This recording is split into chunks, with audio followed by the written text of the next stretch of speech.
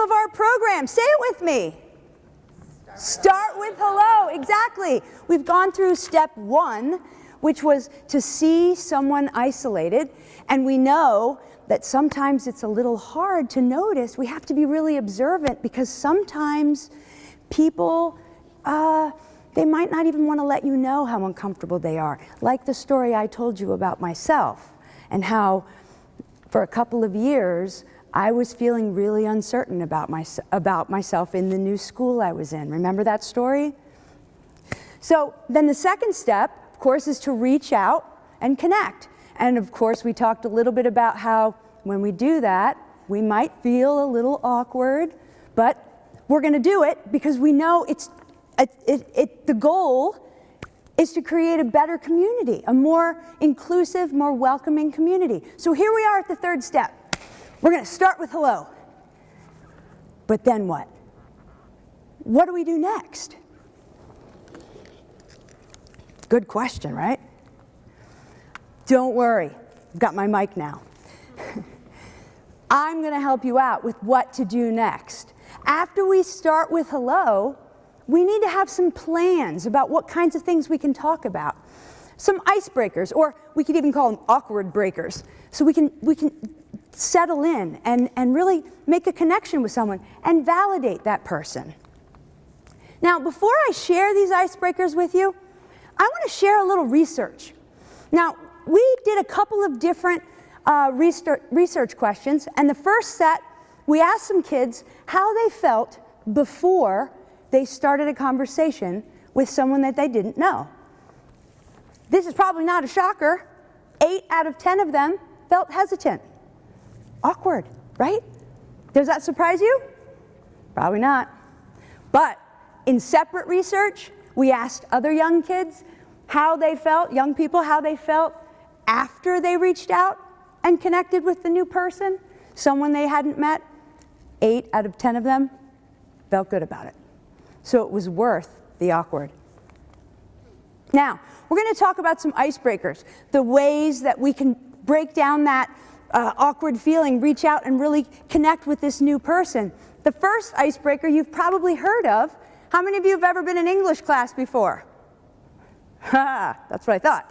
Well, I happen to be an English teacher, so I can assure you that my students know the 5 W's. Do you guys know the 5 W's? Yeah. So if you can remember the 5 W's, you've got 5 automatic ideas right off the top of your head about what kinds of questions you could ask once you said hello. Some of these questions are like, what are your favorite things to do? Or when did you move into town? Or, I would wait for this one, why? Don't start with that one, that's a little weird. Do why later. Or when they tell you what their favorite thing is, then ask them why. All right, so here's another icebreaker. Now this one, it's kind of fun, it's kind of random, and that's what I think makes it really work.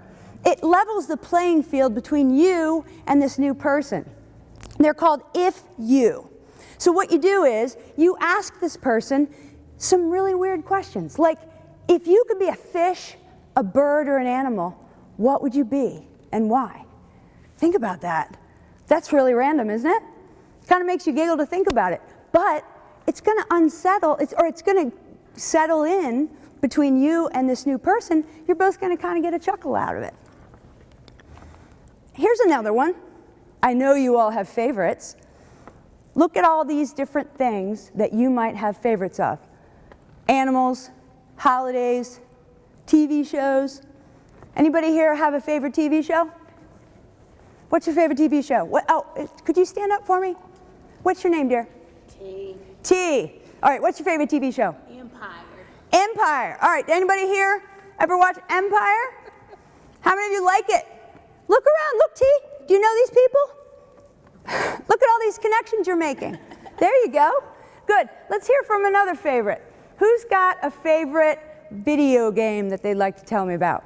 Ooh. Yes. Mario Kart. Tell me your name. Oh, LaShonda. LaShonda. Your game is? Mario Kart. Mario Kart. Anybody here play Mario Kart? GameCube edition. Oh, check it out. Look at all the people. Look at all the people. Nice. See all those connections you're making? Very good. All right, so this icebreaker It's called this or that. So it's a little bit like the if-use because it's a little bit random. But the cool thing about this icebreaker is that you're giving your new person, this person who might feel a little uneasy about you coming up to them, you're giving them two choices. They just have to pick one. So look, would you rather be a fish or a cow? Kind of random, but makes you think, makes you giggle. How many of you would rather be a fish? Nice. I would too. How many of you would rather be a cow? Really? Would you be willing to tell us why? Stand up there, bud. And what's your name? Alex. Hey, Alex. Why would you rather be a cow? I like to move. You like to move. That's nice. Very good. All right. So we all had some fun. That was just silly, but it broke the ice, didn't it? I told you we were going to be breaking the ice. All right. This one, my shoes, this one happens to be my favorite. My shoes is an icebreaker that actually can have a couple of different kinds of responses. First, when you're thinking about your shoes, you're all wearing shoes, aren't you? Oh, good. Good. Thank you for showing me. Thank you. Did you see that? The principal just saw that she is wearing shoes. Okay. So the idea is you can ask this person that you've just met about their shoes or more about where they've been. Where have those shoes been? Maybe they're wearing sandals. You guys are in Miami, it's warm down here, so you're probably wearing sandals. Where have those sandals been?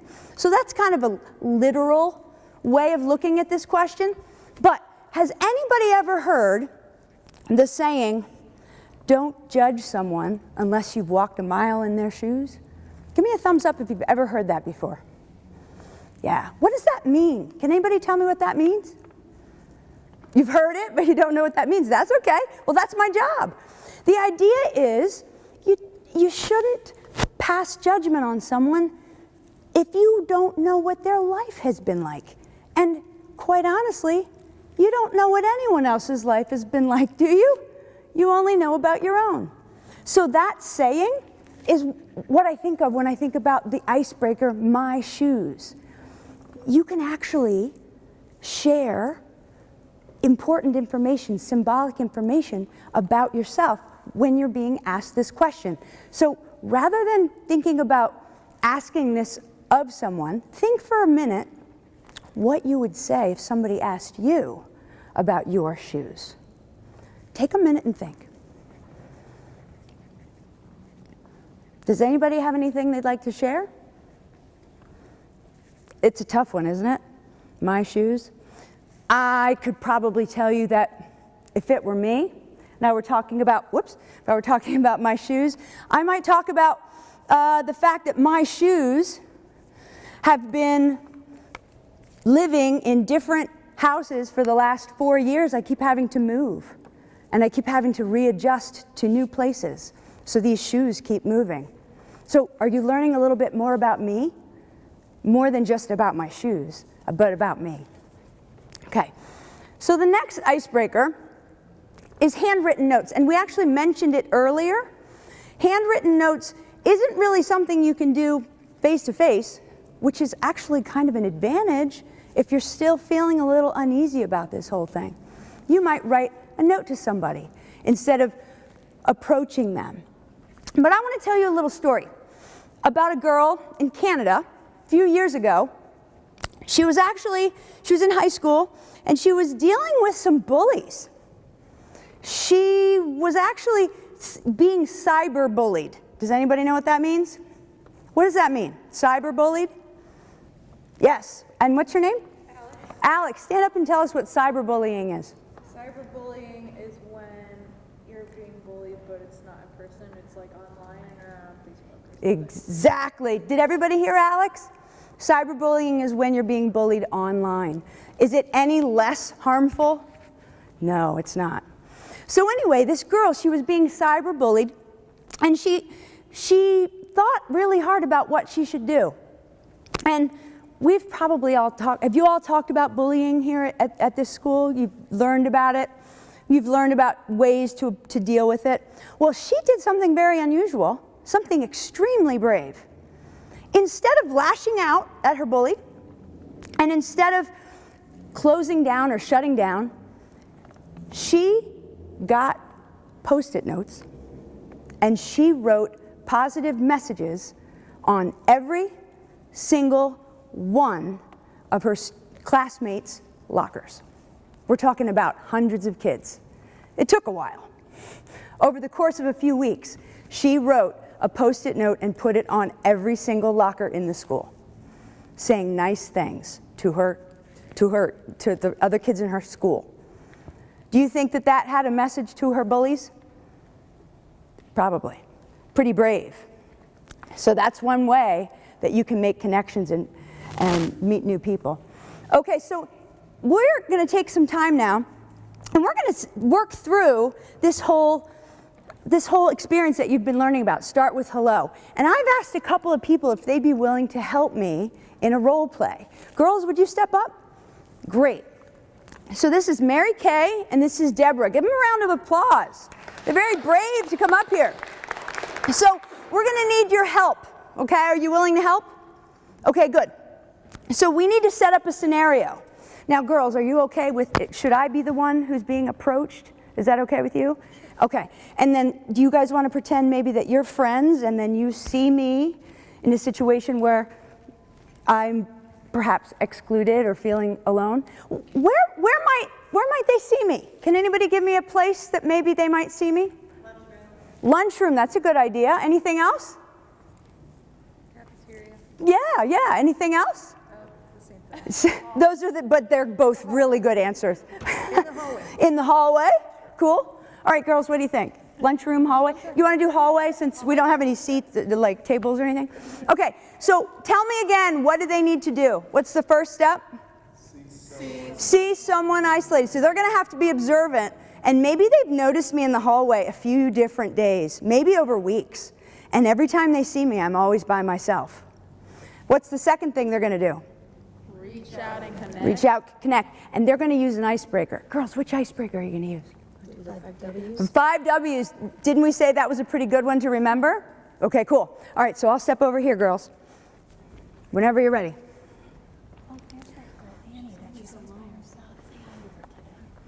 Hey, Hey. I'm Deborah. Hey, Deborah. How you doing? I'm good. Mary Kay. Hey, Mary Kay. Who are you? Oh, I'm Annie. Annie, nice to meet you. Nice to meet you. We've seen you around school, but we haven't had a chance to talk with you. Yeah, I'm new, so I don't know many people. Oh, Yeah, but thanks for coming over. Well, you want to have lunch together? Oh, yeah, that'd be cool. Yeah. Okay, good, because we were just talking about some of the fun things we're going to do with our Christmas vacation coming up.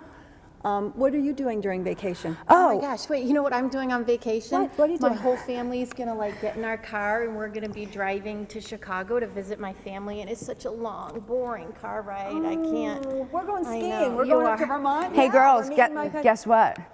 I want to go on a trip too. I'm actually going to plan something with my parents later on tonight. Do you guys want to hang out later and we can talk about our vacations? Because I've got to go to class. Okay. Is that okay? All right, yeah. I'm really Good glad to meet you, Annie. Mary Kay and Deborah. was Thank nice you to so meet much for you. coming up. All right, thanks, girls.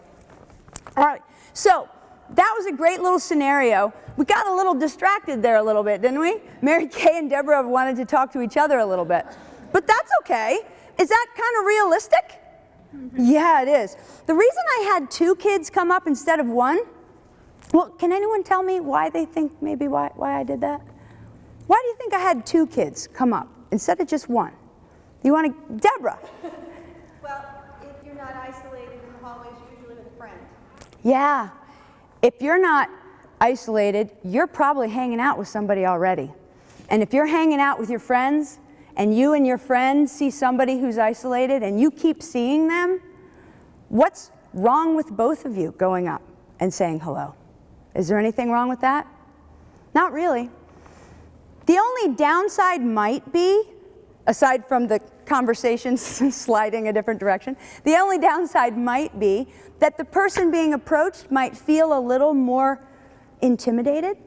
So we'd have to be really careful with that. But it's perfectly fine for you and your friend if you notice somebody who you think could use a hey or how you doing, go on up and try it. You'd be surprised. So keep that in mind and remember that you you have all sorts of opportunities to make these connections. Sometimes you'll be by yourself, sometimes you'll be with a friend, but don't be afraid. Risk that awkward feeling, it's worth it. So, why is it we're doing this?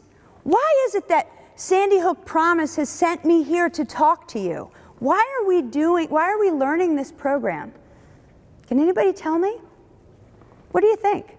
Do you remember from the beginning when we talked about your school being your community? Your school being a safe place and being a place where everyone deserves to belong? That's why we're doing this. We're also doing it because we might make friends with people we otherwise might never meet. Deborah, Mary Kay, maybe I never would have had the courage to say anything. But because they were willing to say hey to me, I made a friend. And to make a difference, I shared with you earlier today about those 2 years that were so difficult for me. If the people who reached out to me had any idea how big of an impact they had on me, I think they'd be really surprised. There were a few kids along the way who were kind to me, who were helpful to me, who were welcoming to me. They probably don't even remember doing those things for me, but they've made a big difference. And over time, things got better for me. They made a big difference in my life. And you guys have the chance to make a difference for somebody else too. And in extreme situations, when kids have been feeling excluded and unhappy for a long time, they may be in danger. They may be near a crisis. You have the power to save them. That's big. You can help them just by these 3 little steps. Now, I'm going to read these. For those of you in the back, I'm afraid you can't see it, so I'm going to read these, but I would like you to just give me a thumbs up if any one of these real responses from kids around our country, if any one of them resonates with you or stands out to you as powerful. This is real proof that this works. One kid said, "It made me a better person." One kid said, "I saved my friend's life." I see some thumbs. One kid said, "I got my friend help." Yeah, thumbs. One kid said, "It made me feel valued, noticed, I belonged. Found my best friend." Yeah. So do you think it would be worth feeling a little awkward at first to reach out and say hello to someone? So we need to get started, don't we? Now that we have those skills, now that we know those 3 steps, we should get started today. And you have all the things that you need for it. In fact, your teachers have some support papers themselves that maybe will help you get started. You've heard about ideas, things that we can do school-wide and things that you can do as individuals. And if this presentation and the ideas that we've talked about today really resonate with you, maybe you'll consider starting some kind of club. Or maybe there's a club here already that might want to adopt some of these events and start planning for them. You can make posters, you can even make videos and put them online. Be sure you hashtag us so we can see them. So let's make sure that we are all set, ready to go with this program. Let's read through our steps one more time. What's the first step? Say it with me. See someone isolated. And remember, you've got to be observant. Second step, reach out and connect. Awesome. And step number 3, start with hello. Great job. Guys, I want to thank you for being a great audience. It's been a pleasure. I can't wait to hear what your high school does in the coming days, in the coming weeks, in the coming months. In fact, I hope you keep in touch with us and you hashtag us with all the great projects and pictures and events that you've planned. Because guys, this community is yours. And it's up to you to make every one of you guys feel like you belong. Thanks.